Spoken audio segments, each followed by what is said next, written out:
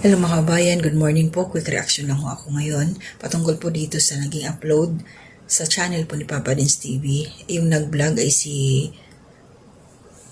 naalala ko yung kasag, si Jay, yung Junior Kagwang. Kasi si Kenneth yung isa eh. And then nandun si Intoy, nakaalalay. So, bagong lahat, maraming salamat po sa patuloy na suporta ninyo sa akin, to my new subscribers, silent viewers, mga nagla-like, nagko-comment, nag-share, maraming salamat po. At salamat din ako sa hindi ninyo pag-skip ng ads. Actually, ngayon, katatapos lang ng aking gawain at lobat na si self. So, ibigay ko lang ng konti ang aking opinion patungkol dito. May nabanggit kasi si Nanay Mercy. Kasi nga kino-confirm nila Intoy kung ano yung plano ni Nanay Mercy, payag ba silang ilipat ni Papa Dins at kung anong negosyo ang kanilang gagawin if in case makalipat na. Ang sabi nga ni Nanay na ganun pa rin sa dati, karinderya, kainan, magluluto. So, paano yun yung location nila? Kung magluluto, mga gamit panibago na naman. Pero para sa akin, suggestion ko lang sa naiisip ko, wag nang kung magluluto man si Nanay Mercy, hindi na yung tipong style ng karinderya yung may mga kakain na tao. Pwede naman na lang, magluto siya ng ulam, ibalot. Tapos benta. Wala nang pepesto, wala nang uupo. Balot na lang. Or kung pwede rin naman, yun nga, luto rin ng ulam, tapos ihahatid nila, kung kukontak sila, i-deliver nila sa mga, kung kanino dyan, ang mga opisina, kahit sa school, maglagay si Nanay Mercy sa kantin. Yung niluto niya, pwede siyang maglagay doon. Yung hindi na pepesto, kumbaga bahay na lang sila. Prepare na lang doon. Yun ang naiisip ko. Kasi kung magkakarinderya pa yung mga hugasan, mag-aasikaso, diba? Okay lang sana kung kalakasan pa ni Nanay Mercy. Pero kanya-kanyang sitwasyon. Para sa akin talaga luto na lang. Yun, balot. Ewan ko, para sa inyo mga kababayan, mga ka-business kapapi, ano sa tingin ninyo? Kasi binasa ko po sa comment section. Marami talaga doon nagsasabing hindi nakakayanin ni Nanay Mercy magluto, sakitin na siya. Mahihirapan talaga kung siya lang ang kikilos mag-isa. Totoo naman yun matrabaho talaga mangusina, magluto. At ito, nabanggit din doon na ni Nanay Mercy yung patungkol sa nangyari sa kanila noon na nagpa-promise siya na hindi na mauulit ngayon kung bibigyan pa ng chance ni Papa Dins na panibagong puhunan. I-return na natin ang ibibigay. Kasi daw noon, inamin niya na naging maaluan sila. Kumbaga hindi pinahalagahan. Kung ano yung gusto ng mga bata, binibigay niya, gumagastos. Walang pagpapahalaga kasi siguro iniisip nila nandiyan naman si Papa Dins. May mga sponsor. Tapos, nangutang pa ng 5-6. Diba? Nagsanla-sanla pa yung mga cellphone nila. Diba? So, mahihirapan talaga si Nanay Mercy sa ganyan. Halos siya lang ang kikilos o tumutulong si Sandra. Pero, iba pa rin talaga yung merong monthly salary na makakasustento sa kanilang pangangailangan. Kasi, hindi naman yan araw-araw nandoon si Papa Dins na magbibigay sa kanila ng pangonsumo. Diba? So, once a month, bigay ng bigas. Ilan sila nakakain.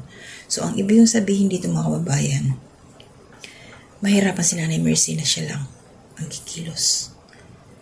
Lalo si Sandra, nag-aaral. Pero nakakatulong naman na itong batang ito. So, ang lang natin ngayon, kung saan sila ililipat. Kasi ang isang concern ng mga bata, kung halimbawa palayo sila sa school nila, pero siguro alam naman yan ni Papa Dins mag-adjust kung ano talaga ang gagawin. Nakakabilib lang to sila kasi tagalan nilang tinutulungan to sila Sandra Hindi binibitawan ni Papa Dins. Ibig sabihin tuloy-tuloy yung tulong niya. Ngayon, sana kung mabigyan na sila ng puhunan, pahalagahan na. At itong mga batang ito, wag muna sila magpasarap sa buhay. Kasi saka na kung nakatapos na sila mag-aral. Kasi ngayon, ang ginagawa ni Papa Dins sa kanila, alalay yun Naalalayan sila. Hindi naman sila obligadong suportahan ni Papa Dins TV. Tinutulungan, nandyan. Pero hindi pwedeng marami kasing tinutulungan si Papa din, alam naman natin yan. Diba? Kaya kayo, Sandra, yun nga, matuto na kayo sa mga nangyari. Kung mayroon kayong gusto, di magsikap kayo. Dubli kayo para makuha yung gusto nyo, tipid-tipid, mag-ipon. Diba? Unahin lang, importante makakain kayo, makakapasok sa school, yun ang importante talaga. Ako nga, Diyos ko, yung mga anak ko, yung dalawang high school, 50 pesos yan araw-araw. Namamasahe pa yan, ang pamasahe nila, bali 30 pesos, 15 pesos, so 30, so 20 lang ang kanilang pang-recess. Yung isa kong anak, maghapon pa yan, yung isa half day, parehas silang 50. O may college ako, 75 pesos. Pamasahe din yan, doon pa kukunin. Pang merienda. Sabi ko sa kanila, magbaon na kayo ng kanin. Tapos ang bilhin nyo doon sa natitira nyo pera, kahit gulay na lang. Tipid-tipid kasi ganun talaga ang buhay eh. Huwag mo na magpasarap, saka na. Sandra, hindi sa lahat ng oras, ito advice ko lang, hindi sa lahat ng oras meron kayong mga sponsor. Kaya pag merong dumating sa inyong grasya, blessing, pahalagahan nyo talaga. Ito lang napapansin ko ng mga kabayan, totoo naman talaga na pag yung nahawakan mong pera, hindi galing sa iyong pawis, hindi mo pinagpaguran, baliwala, gastos ka lang ng gastos. Kasi bigay lang, hindi mo alam kung paano pinaghirapan ng taong nagbigay sa iyo yun. Kaya ayun, wala lang, pasarap lang. Kaya iba pa rin talaga yung ikaw mismo, galing sa yung dugot pawis, ang pera na gagastusin mo, magiging kuripot ka eh. Magtitipid ka talaga, sabihin mo, ay gusto ko yun, sasabihin mo yun. May gusto ka pero, ay wag na muna, hindi ko kailangan. Yung mga ganun ba? So, yun sa mga bata, kailangan alam nila yung pinagkaiba sa needs at saka sa wants. Ako yan ang tinatatak ko sa isipan ng mga anak ko. Marami silang gusto. Sige, kung ano yung gusto ninyo, mag-ipon kayo dyan sa allowance nyo. Yun sinasabi ko sa kanila. O ginagawa naman. Meron silang gusto. Kasi ako, binibigay ko lang sa kanila yung mga kailangan. Kaya kayo, Sandra, sana huwag kayong, ano ba tawag dito? Sa Bisaya kasi huwag pataka sa gastos. Kasi tinutulungan pa kayo ngayon. Tinutulungan lang kayo ngayon. Pahalagahan nyo yan. Kasi baka mamaya, paano kung mag-exit na sa inyo si Papa Dins? Paano mangyayari? Itsura nila yung parang kawawa nga di ba? Iniisip ko din saan sila kumukuha na pang araw-araw nila hindi naman na nagsusuporta yatin mga magulang ng mga batang ito. So yun lang yun sa akin, reaction ng kabayan. Opinion ko lang patungkol kila Sandra. Mabuti at inamin ni Nanay Mercy yung ganong nangyari na nagpasarap sila nung nakaraan noon. Nakailang nakailang give chance na sila Dami talaga nagsasawa sa ganun Meron nga dyan, nabasa pa ako isang comment na lagi na lang daw ganun, paulit-ulit na lang, kaya ayaw nang panoorin. Lagi na lang pinagbibigyan pag humihingi. Kasi nakakaawa naman wala naman kasing ibang tutulong.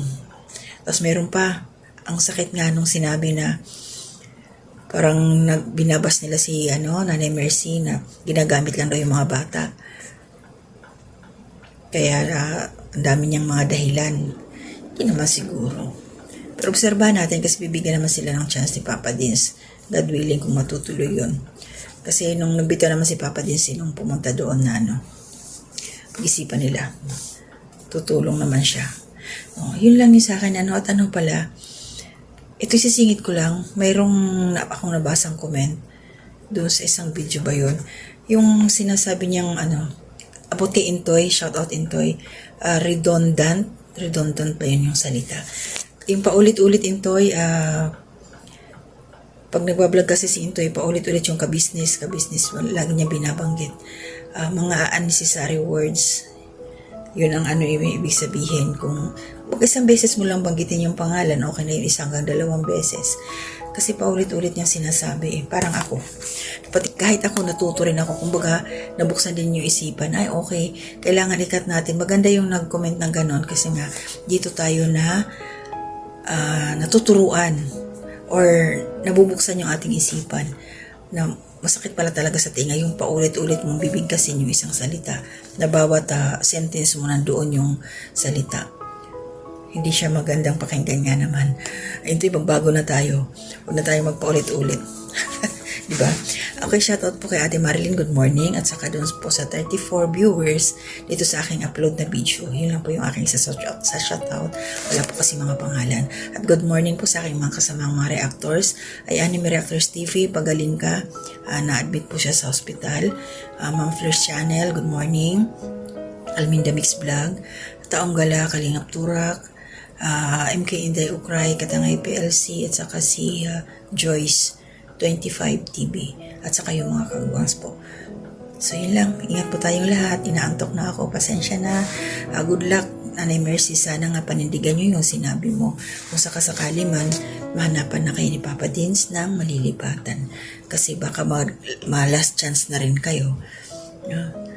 Parang si Bong lang ba, nangingi ng last chance. Ay, by the way, shoutout pala kay Bayona TV. Siya po yung kaibigan ko, personal friend, na parehas po kami ng probinsya. Magkapit-bahay po ang aming mga bayan. Sa shoutout ko po siya. Bayona TV, good morning. Salamat. At nagkita tayo. So, ilalagay ko ang iyong account dito sa aking screen. Ingat, kabayan. Ingat po tayong lahat. To God be the glory.